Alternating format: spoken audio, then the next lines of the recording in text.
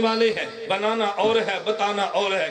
میں نے کہا مرکز کے ذمہ کام کیا ہے؟ شبہات کا ازالہ۔ دیکھیں ہمارے اس بیان کو پوری دنیا کے مسلمان بحمداللہ جو بھی نیٹ پہ بیٹھے ہوں گے لائیو ہمارے بیان کو سن رہے ہیں، ہم پوری دنیا کے مسلمانوں کو یہ بات بحمداللہ تحدیث بن نعمت کے طور پہ کہتے ہیں، شمال و جنوب میں، مشرق و مغرب میں اگر دنیا میں ملحد یا کوئی بدعتی ہو وہ دین پہ اشکال کرے، اشکال بھیجنا آپ کے ذمہ ہے، اس اشکال کا ازالہ کرنا مرکز اہل سنت والجماعت کے ذمہ ہے۔ اور میں بحمداللہ تعالی خدا کی ذات پہ بھروسہ کر کے گئے تو پوری دنیا میں تم ایک بندہ ایسا ثابت نہیں کر سکتے اس نے خط لکھا ہو، جواب نہ ملا ہو، ای میل کیا ہو، ہم نے جواب نہ دیا ہو، اس نے رجوع کیا ہو، ہماری طرف سے اس کو ہاں نہ ملی ہو، ایسے کبھی نہیں ہوگا۔ ہم نے پہلے بھی کیا، آئندہ بھی کریں گے انشاءاللہ۔ کرنا چاہیے کہ نہیں بھئی؟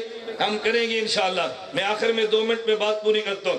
یہ جو میں نے بیان کیا ہمارے مرکز میں کیا ہے، ہماری خانقاہ میں کیا ہے، میں آنے والے حضرات کو جو پورے ملک سے تشریف لائے ہیں ہدایات تو کہتے مجھے عجیب لگتا ہے، آپ بڑے ہیں میں چھوٹا ہوں، لیکن میں گزارشات پیش کرتا ہوں، 4-5 گزارشات یہ نشین فرما لیں۔ نمبر 1، یہاں سے تعلق رکھنے والا ہر بندہ دلیل سے بات کرے، گالی اور گولی سے بات نہ کرے۔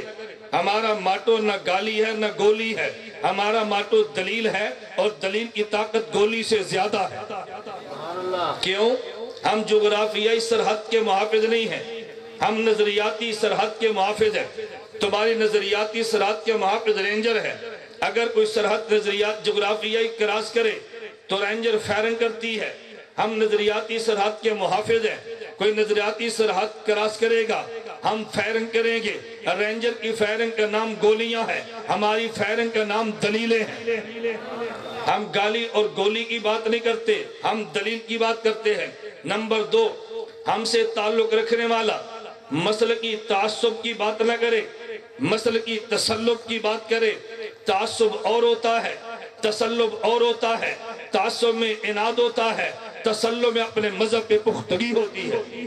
ہم دوسروں سے اناد نہیں رکھتے، اپنے مسلک پہ پختگی سے کار بند ہیں۔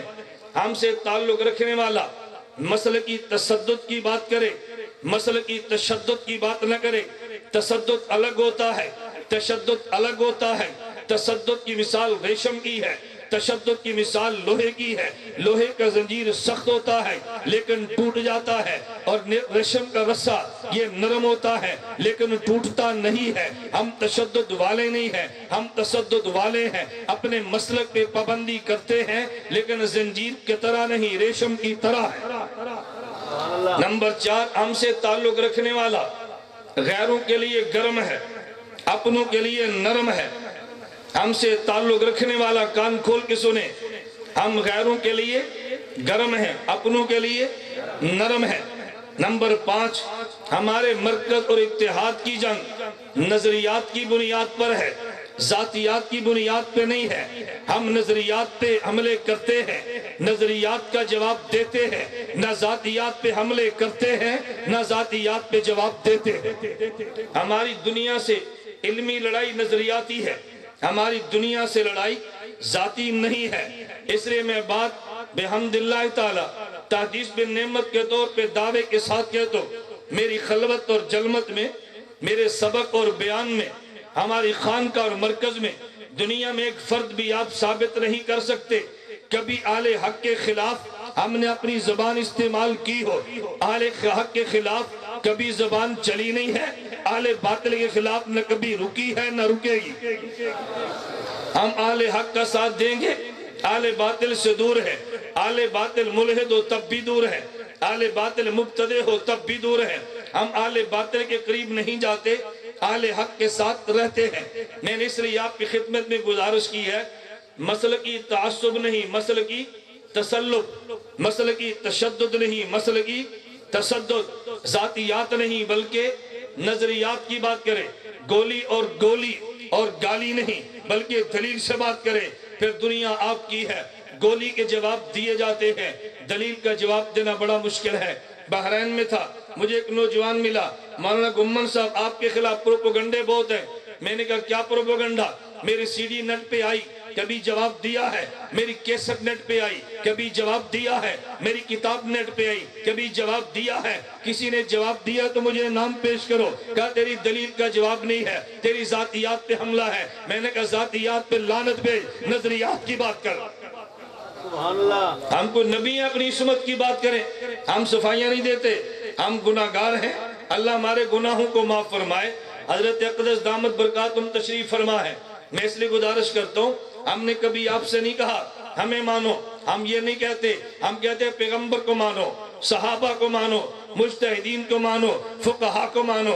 خدا کی قسم ایک جملہ کہتا ہوں، مجھے ایک شخص نے کہا ہمیں بہت تعجب ہوتا ہے، آل اللہ تو سے بہت پیار کرتے ہیں، دینی مدارس کے طلباء پیار کرتے ہیں۔